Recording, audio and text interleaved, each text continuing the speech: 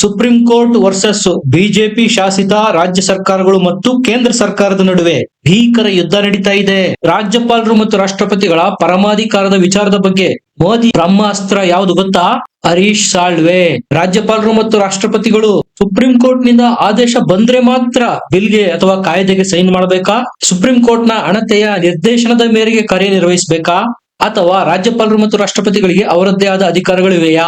ನಿಮಗೆ ಗೊತ್ತಿರಬಹುದು, ಇದೇ ವಿಚಾರಕ್ಕೆ ಸಂಬಂಧಪಟ್ಟಂತೆ ರಾಷ್ಟ್ರಪತಿ ದ್ರೌಪದಿ ಮುರ್ಮು ಅವರು ಸುಪ್ರೀಂ ಕೋರ್ಟ್ಗೆ ಪತ್ರ ಬರೆದು 14 ಪ್ರಶ್ನೆಗಳನ್ನು ಕೇಳಿದ್ರು. 5 ಜಡ್ಜ್ಗಳ ಸಂವಿಧಾನ ಪೀಠ ರಚನೆಯಾಗಿದೆ. ಇದಕ್ಕೆ ಉತ್ತರ ಕೊಡೋದಕ್ಕೆ ದೇಶದ ವಿವಿಧ ರಾಜ್ಯಗಳ ಪ್ರಖ್ಯಾತ ವಕೀಲರು, ಅಟಾರ್ನಿ ಜನರಲ್ಗಳು ಇದರಲ್ಲಿ ತಮ್ಮ ವಾದ ಮಂಡನೆ ಮಾಡಲಿದ್ದಾರೆ. ಬಿಜೆಪಿಯ ಪರವಾಗಿ ಹರೀಶ್ ಸಾಳ್ವೆ ಬ್ಯಾಟಿಂಗ್ ಮಾಡ್ತಾ ಇದ್ದಾರೆ. ಕಾಂಗ್ರೆಸ್ನ ಪರವಾಗಿ ಸಿಬ್ಬಲ್ ಸಿಂಘ್ವಿ ಅವರಂತೂ ಇದ್ದೇ ಇದ್ದಾರೆ. ಈ ವಿಚಾರಕ್ಕೆ ಟ್ವಿಸ್ಟ್ ಯಾವಾಗ ಬಂತು? ಹರೀಶ್ ಸಾಳ್ವೆ ಎಂಟ್ರಿ ಆದ ನಂತರ ಕಂಪ್ಲೀಟ್ ಆಗಿ 180 ಡಿಗ್ರಿನಲ್ಲಿ ಟ್ವಿಸ್ಟ್ ಸಿಕ್ತು. ಇದಕ್ಕೆ ಸುಪ್ರೀಂ ಕೋರ್ಟ್ ಏನಂತ ಕೇಳಿತ್ತು? ರಾಜ್ಯಪಾಲರು ಅಥವಾ ರಾಷ್ಟ್ರಪತಿಗಳು ರಾಜ್ಯ ಸರ್ಕಾರ ಅಥವಾ ಕೇಂದ್ರ ಸರ್ಕಾರ ಪಾಸ್ ಮಾಡಿರ್ತಕ್ಕಂತಹ ಕಾಯ್ದೆಗೆ ಸೈನ್ ಮಾಡದೆ ಹೋದ್ರೆ ನಾವೇನು ಮಾಡಬೇಕು ಅಂತ ಕೇಳಿತ್ತು.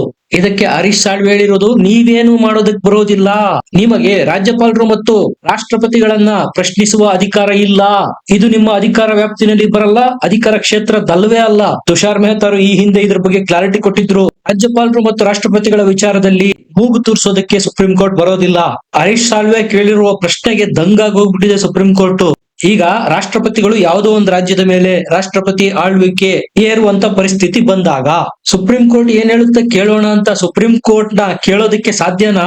ನೀವ್ ಈ ರೀತಿ ರಾಜ್ಯಪಾಲರು ಮತ್ತು ರಾಷ್ಟ್ರಪತಿಗಳ ವಿರುದ್ಧ ಆದೇಶಗಳನ್ನು ಕೊಡ್ತಾ ಹೋದ್ರೆ ರಾಷ್ಟ್ರಪತಿ ಆಳ್ವಿಕೆನೇ ಪ್ರಶ್ನೆ ಮಾಡಿದಂತಾಗತ್ತೆ. ಸೇನೆಗೆ ಆದೇಶ ನೀಡೋರು ಯಾರು? ರಾಷ್ಟ್ರಪತಿಗಳು. ಪ್ರಧಾನಿ ಮತ್ತು ಮಂತ್ರಿಮಂಡಲದ ಸೂಚನೆಯ ಮೇರೆಗೆ ಈ ರೀತಿ ಸೇನೆಗೆ ಆದೇಶ ಕೊಡೋಕು ಮುಂಚೆ ಸುಪ್ರೀಂ ಕೋರ್ಟ್ ಇಂದ ಪರ್ಮಿಷನ್ ಪಡೆಯಬೇಕಾ? ಉತ್ತರ ಕೊಡಿ ಅಂತ ಹರೀಶ್ ಸಾಳ್ವೆ ಕೇಳಿರೋದು. ಇದನ್ನ ಎಕ್ಸ್ಪೆಕ್ಟೇ ಮಾಡಿರೋದ ಸಿಜೆ ಗವಾಯಿ ಗಪ್ ಚುಪ್. ಉತ್ತರನೇ ಇಲ್ಲ ಇದಕ್ಕೆ. ಸುಪ್ರೀಂ ಕೋರ್ಟ್ಗೆ ಒಂದು ಅಹಂಕಾರ ಇದೆ, ನಾವು ಅತೀತರು, ಯಾವುದೇ ಕೇಸ್ ಇದ್ರೂ ನಾವು ಕೈಗೆತ್ತಿಕೊಳ್ಳಬಹುದು, ಇದೇ ಬರೋದಿಲ್ಲ ಅಂತ ಪ್ರಶ್ನೆ ಮಾಡಿರೋದು ಬಿಜೆಪಿಯ ದೊಡ್ಡ ದೊಡ್ಡ ವಕೀಲರಾದ ಹರೀಶ್ ಸಾಳ್ವೆ, ಜೇಠ್ಮಲಾನಿ, ತುಷಾರ್ ಮೆಹ್ತಾರ್ ಅಂತ ಅವರು ಸ್ಪಷ್ಟವಾಗಿ ವಾದ ಮಾಡ್ತಾ ಇದ್ದಾರೆ. ರಾಷ್ಟ್ರಪತಿಗಳು ಮತ್ತು ರಾಜ್ಯಪಾಲರನ್ನ ಪ್ರಶ್ನೆ ಮಾಡೋ ಅಧಿಕಾರ ನಿಮಗಿಲ್ಲ. ಅವರಿಗೆ ಸಂಬಂಧಪಟ್ಟ ಯಾವುದೇ ಆದೇಶನ ಸುಪ್ರೀಂ ಕೋರ್ಟ್ ಕೊಡೋದಿಕ್ಕೆ ಬರೋದಿಲ್ಲ. ಸಂವಿಧಾನದಲ್ಲಿ ಅವರಿಗೆ ಅಂತ ಅಧಿಕಾರಗಳಿದಾವೆ, ಅವನ್ನ ರಾಜ್ಯಪಾಲರು ಮತ್ತು ರಾಷ್ಟ್ರಪತಿಗಳು ಚಲಾಯಿಸ್ತಾರೆ.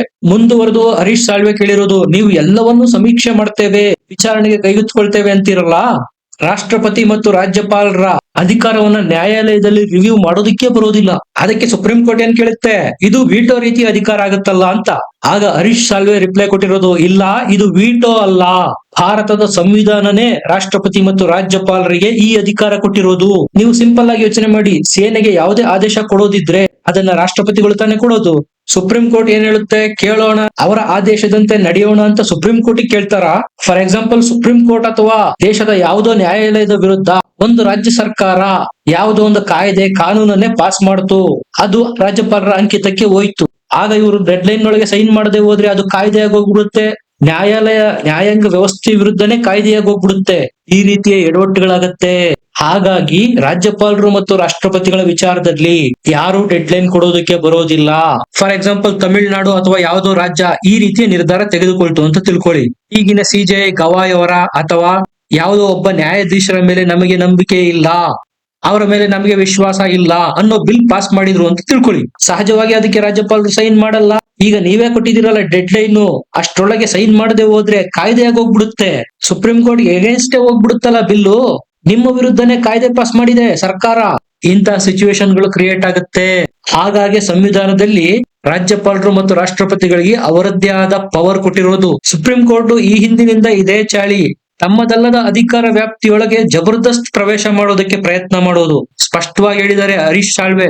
ರಾಜ್ಯಗಳು ಮತ್ತು ಕೇಂದ್ರ ಸರ್ಕಾರ ತೆಗೆದುಕೊಳ್ಳುವ ಎಲ್ಲ ಬಿಲ್ಗಳ ಮೇಲೂ ರಾಜ್ಯಪಾಲರು ಮತ್ತು ರಾಷ್ಟ್ರಪತಿಗಳ ಅಂಕಿತ ಇರಲೇಬೇಕು, ಇಲ್ಲದೆ ಹೋದ್ರೆ ಅದು ಪಾಸ್ ಆಗೋದಕ್ಕೆ ಸಾಧ್ಯನೇ ಇಲ್ಲ. ನೀವು ಇಲ್ಲಿ ಕೂತು ಅದನ್ನ ಸಮೀಕ್ಷೆ ಮಾಡೋದಕ್ಕೆ ಬರೋದಿಲ್ಲ.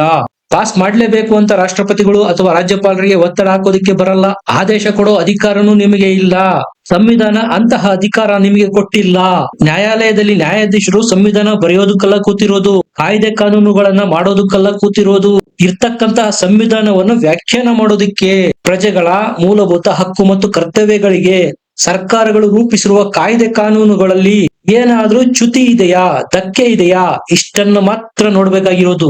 ಈ ರೀತಿ ವಾದ ಮಾಡ್ತಾ ಸುಪ್ರೀಂ ಕೋರ್ಟ್ ನ ಅಹಂಕಾರಕ್ಕೆ ಪೆಟ್ಟು ಕೊಟ್ಟಿರೋದು ಹರೀಶ್ ಸಾಳ್ವೆ ಸುಮ್ನೆ ಕೂತಿರೋದಕ್ಕೆ ಸಾಧ್ಯನಾ? ಸುಪ್ರೀಂ ಕೋರ್ಟ್ ತಾನೇ ಹೇಳಿಕೊಳ್ಳುವಂತೆ ನನಗೆ ಸಿಕ್ಕಾಪಟ್ಟೆ ಪವರ್ ಇದೆ ಅನ್ನುತ್ತೆ.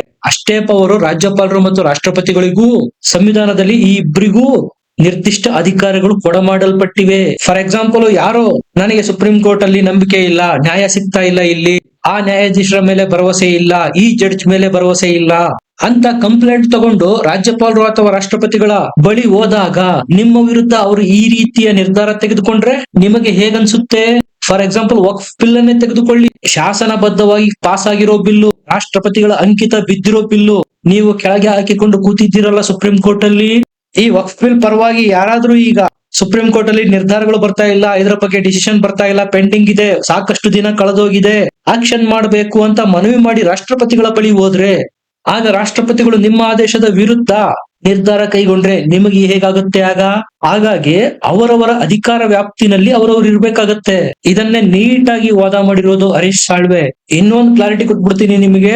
ರಾಷ್ಟ್ರಪತಿ ಮತ್ತು ರಾಜ್ಯಪಾಲರ ನಿರ್ಧಾರಗಳನ್ನ ಕೋರ್ಟ್ ನಲ್ಲಿ ತರಿಸಿಕೊಂಡು ರಿವ್ಯೂ ಮಾಡಬಹುದು. ಆದ್ರೆ ಈ ಡಿಸಿಷನ್ ನ ಹೀಗೆ ಯಾಕೆ ತೆಗೆದುಕೊಂಡ್ರಿ, ಹಾಗೆ ಯಾಕೆ ತೆಗೆದುಕೊಂಡ್ರಿ, ಈ ರೀತಿ ಪ್ರಶ್ನೆ ಮಾಡುವ ಅಧಿಕಾರ ಇಲ್ಲ. ಸಂವಿಧಾನದಲ್ಲಿ ಇಲ್ಲದೆ ಇರುವ ಅಧಿಕಾರವನ್ನ ಅದೆಂಗೆ ಬಳಸಿದ್ರು ಇವರು?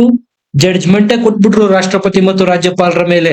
ತಮಿಳುನಾಡು ಮತ್ತು ರಾಜ್ಯಪಾಲ ರವಿ ಅವರ ವಿಚಾರದಲ್ಲಿ ಅನಗತ್ಯವಾಗಿ ಸುಪ್ರೀಂ ಕೋರ್ಟ್ ಈ ಗೊಂದಲನ ತನ್ನ ಮೈ ಮೇಲೆ ಎಳ್ಕೊಳ್ತು. ಈ ಕೇಸು ಕೈಗೆತ್ತಿಕೊಳ್ಳೋದಿಕ್ಕೆ ಲಾಯಕ್ಕೆ ಇಲ್ಲ, ಅದನ್ನ ನೀವು ವಿಚಾರಣೆ ಮಾಡೋದಿಕ್ಕೆ ಬರೋದೇ ಇಲ್ಲ, ನೀವು ಹೇಗೆ ರಾಷ್ಟ್ರಪತಿಗಳಿಗೆ ಡೆಡ್ ಲೈನ್ ಕೊಟ್ಟು ಆದೇಶ ಕೊಟ್ರಿ, ತಪ್ಪಿದು ಅಂತ ಮನವರಿಕೆ ಮಾಡಿಕೊಟ್ಟಿದ್ದಾರೆ ಹರೀಶ್ ಸಾಳ್ವೆ.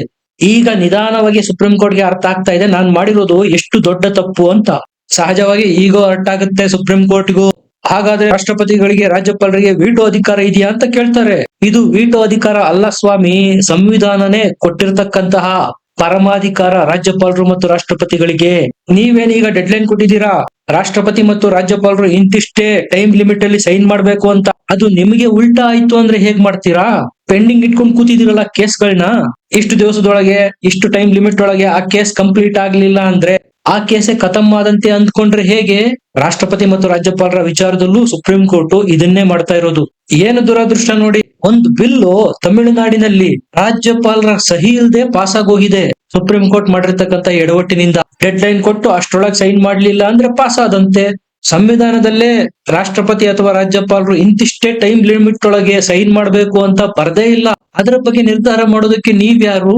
ಸ್ನೇಹಿತರೆ, ಮನಿ ಬಿಲ್ ಅಥವಾ ಹಣಕಾಸಿಗೆ ಸಂಬಂಧಪಟ್ಟ ಬಿಲ್ ಅನ್ನು ಹೊರತುಪಡಿಸಿ ಯಾವುದೇ ಬಿಲ್ ಅನ್ನ ರಾಜ್ಯಪಾಲರು ಅಥವಾ ರಾಷ್ಟ್ರಪತಿಗಳು ಅನಿರ್ದಿಷ್ಟ ಅವಧಿಯವರೆಗೂ ತಮ್ಮಲ್ಲಿ ಇಟ್ಕೊಳ್ಬಹುದು. ಸರಿ ಅನ್ಸಿದ್ರೆ ಸೈನ್ ಮಾಡ್ತಾರೆ, ಇಲ್ಲವಾದ್ರೆ ಸೈನ್ ಮಾಡಲ್ಲ. ಅವರ ವಿವೇಚನಾಧಿಕಾರ ಪರಮಾಧಿಕಾರ ಅದು. ಇದನ್ನೇ ಹೇಳಿರೋದು Harish Salve. First of all, ಈ ಕೇಸ್ ವಿಚಾರಣೆಗೆ ಯೋಗ್ಯವಲ್ಲ. ರಾಷ್ಟ್ರಪತಿಗಳು ಕೇಳಿರುವ 14 ಪ್ರಶ್ನೆಗೆ ಉತ್ತರ ಕೊಡಿ. ಇದನ್ನ ಕೇಳಿದ ಸುಪ್ರೀಂ ಕೋರ್ಟ್ ಜಡ್ಜ್ಗಳು ಬೆವತೋಗ್ಬಿಟ್ಟಿದ್ದಾರೆ.